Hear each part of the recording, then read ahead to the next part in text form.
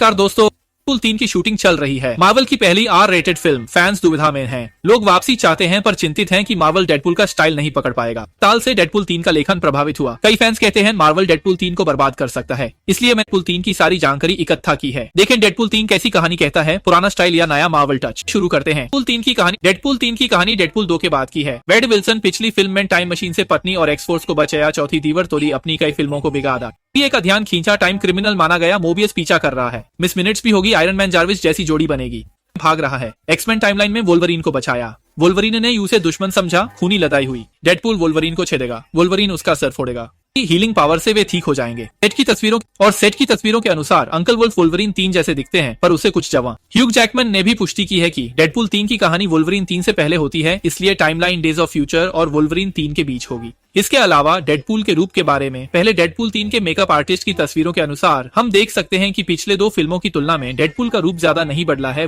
और डेडपूल 3 में 2 नायक हैं। अंकल वुल्फ भी डेडपूल से बचने के बाद टाइम क्रिमिनल बन जाते हैं। मजबूरी में अंकल वुल्फ डेडपूल के साथ समय यात्रा करते हैं मोबियस से बचने। कुछ महीने पहले रायन रेनॉल्ड्स ने कहा था कि डेडपूल 3 एक रोड मूवी है जिसमें डेडपूल और वोल्वरीन। शुरू में फैंस को लगा कि रायन मजाक कर रहे हैं, पर वो सच कह रहे थे, बस ब्रह्मांडों के बीच यात्रा है। अंत में डेडपूल और वोल्वरीन को टीवीए ने, पर आश्चर्यजनक रूप से मोबियस ने उन्हें खत्म नहीं किया, बल्कि उनके साथ एक सौदा किया। सजा के रूप में उन्हें एक बेकाबू ब्रह्मांड को खत्म करना होगा। 4chan के पिछले लीक के अनुसार इस बेकाबू ब्रह्मांड में इयन मैकेलन का किंग ऑफ 10,000 दुनिया पर कब्जा कर लेता है और एक्समैन उसके अधीन हो जाते हैं। वे मिलकर लगभग पूरी मानवता को मार डालते हैं। इस ब्रह्मांड के एक्समैन मूल एक्समैन फिल्मों के कलाकार हैं। अब तक फिल्म में दिखने वाले कुछ पात्रों का खुलासा हुआ है, जिसमें हले बेरी की स्टॉर्म, जेम्स मार्सडन के साइक्लॉप्स और फमके जॉनसन की फीनिक्स। इनमें से हले बेरी ने शूटिंग शुरू होने की घोषणा के बाद एक नई तस्वीर भी शेयर की है, जिसमें उनके नीले सेफ्ड बाल दिखाई दे रहे हैं और ये स्पष्ट है कि ये मूल एक्समैन। खुलासों के अनुसार 10,000 पुत्रों के राजा ने एक्समैन के साथ मिलकर इस दुनिया के लगभग सभी मनुष्यों का सफाया कर दिया। यहाँ तक कि प्रतिशोधकों थोर का हथौड़ा भी राजा ने अपनी शक्तियों से नियंत्रित कर अपना हथियार बना लिया। राजा के मानवता को नष्ट करने का कारण संभवतः उसके बच्चों की मृत्यु। बाहरी सूत्रों के अनुसार इस परियोजना का नाम ज्वारिया लहर है, जो कॉमिक इवेंट अल्टीमेटम से मेल खाता है। कॉमिक्स के अंतिम ब्रह्मांड में होती है। इस कहानी में राजा ने अपने बच्चों की हत्या के कारण अत्यधिक क्रोध में अपना विवेक खो दिया, अपनी शक्ति से पृथ्वी के चुंबकीय क्षेत्र को उलट दिया, जिससे वैश्विक स्टार। इस आपदा ने मानवता को लगभग विलुप्त कर दिया और कई सुपर हीरो भी मारे गए।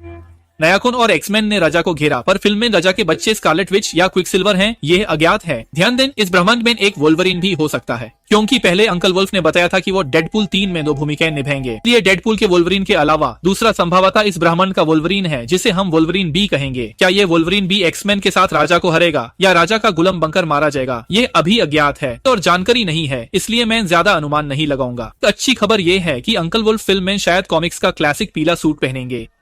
साल जनवरी में अंकल वुल्फ ने सोशल मीडिया पर डेडपूल और वोल्वरीन की वर्दी की एक तस्वीर शेयर की, जिसमें वोल्वरीन की वर्दी डिजाइनर बॉस लॉजिक द्वारा बनाई गई क्लासिक पीली काली थी। वास्तव में वोल्वरीन 2 के एक दृश्य में अंकल वुल्फ की कॉमिक वाली क्लासिक वर्दी दिखाई दी थी, जिसे मूल रूप से भविष्य के एक दृश्य में पहनाया जाना था, लेकिन दुर्भाग्य से ये संभव नहीं हो पाया। इस बात का अंकल वुल्फ को भी बहुत अफसोस था और इस बार वोल्वरीन की वर्दी फिर से चर्चा में है।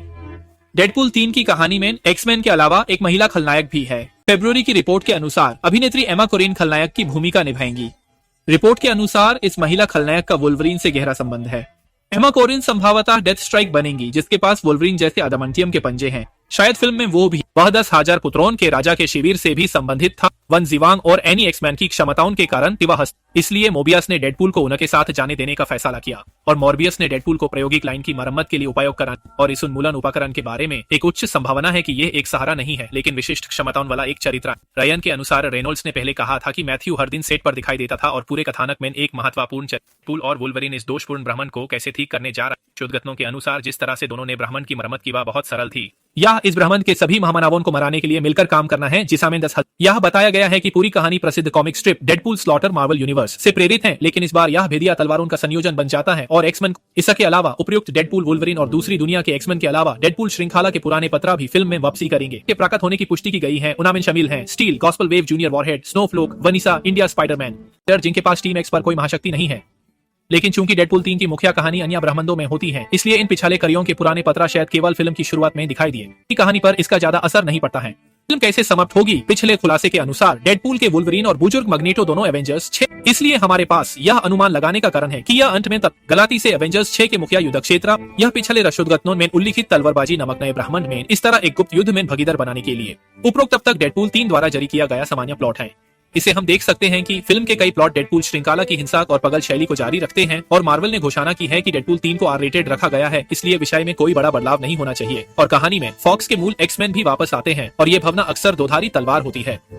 अगर फिल्म इसका अच्छा उपयोग करती है, जैसे एवेंजर्स 4 में लिफ्ट का दृश्य, तो ये मास्टर स्ट्रोक होगा। लेकिन अगर इसका अच्छा उपयोग नहीं किया जाता तो ये स्ट्रेंज 2 की तरह हो जाएगा, जहां स्कारलेट विच का दृश्य फिल्म का अनुभव खराब करता है। क्या फिल्म इन तत्वों को अच्छी तरह संभाल पाएगी? ये निर्देशक और लेखक की क्षमता। इसलिए आइए डेडपूल 3 के निर्देशक। सबसे पहले फिल्म के निर्देशक शॉन लेवी हैं, जिन्होंने night at the museum trilogy और स्ट्रेंजर थिंग्स के पहले 2 सीजन बनाए। उन्होंने रियल स्टील भी निर्देशित की, साथ ही फ्री गाय और द एडम। फ्री गाय को छोड़कर, जिसकी कहानी एआई लिखी जैसी लगी, उनकी अन्य फिल्मों को अच्छी प्रतिक्रिया मिली। खासकर द एडम प्रोजेक्ट को बॉक्स ऑफिस और समीक्षकों दोनों से।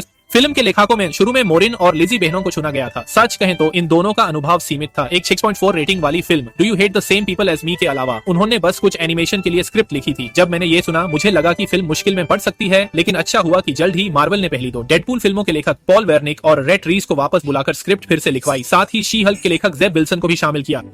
शी हल्क सुनकर घबराएं नहीं, जेब विल्सन ने शी हल्क का सबसे अच्छा एपिसोड लिखा था, जो सीरीज का सबसे ज्यादा सराहा गया एपिसोड था, और वे मार्वल ज़ॉम्बीज के मुखिया लेखक भी रहे हैं। इसके अलावा जेबू विल्सन एक कॉमिक लेखक भी हैं। उन्होंने द मैकेनिक के लिए एमी पुरस्कार जीता और स्पाइडरमैन व डॉर्गन एक्समैन की कहानियां भी लिखी। रचनात्मक दृष्टि से वे अनुभवी हैं और धीरे धीरे रायन रेनोल्ड्स की स्क्रिप्ट में भी योगदान दिया। की खबर है कि लेखकों की हड़ताल के कारण सेट पर डायलॉग लिखना मुश्किल हो गया है, लेकिन निष्पक्ष रूप से कहें तो हालांकि कभी कभी मौके पर डायलॉग लिखना दृश्य को बेहतर बना सकता है, लेकिन पूरी फिल्म की सफलता के लिए एक मजबूत स्क्रिप्ट और अनुभवी टीम जरूरी है। डेडपूल 3 की टीम अब काफी परिपक्व लगती है। निर्देशक से लेकर अभिनेता तक सभी अनुभवी हैं और यह मार्वल की पहली आर रेटेड फिल्म है। केविन फाइगे इसे बहुत महत्व दे रहे हैं। वे खुद निर्माण की निगरानी करेंगे। निष्पक्ष दृष्टि से डेडपूल 3 श्रृंखला की शैली बनाए रखने की उम्मीद है। बेशक ये सब मेरे निष्कर्ष हैं जो मौजूदा जानकारी से निकाले गए हैं। मैं यह नहीं कह रहा कि डेडपूल 3 निश्चित रूप से शानदार होगी, लेकिन एक प्रशंसक के रूप में मुझे उम्मीद है कि फिल्म डेडपूल श्रृंखला की शैली और गुणवत्ता बनाए रखेगी और प्रशंसकों के लिए एक शानदार फिल्म होगी। था इस वीडियो का सारा कंटेंट और सब्सक्राइब करें। आपका होस्ट था, अगली बार फिर मिलेंगे।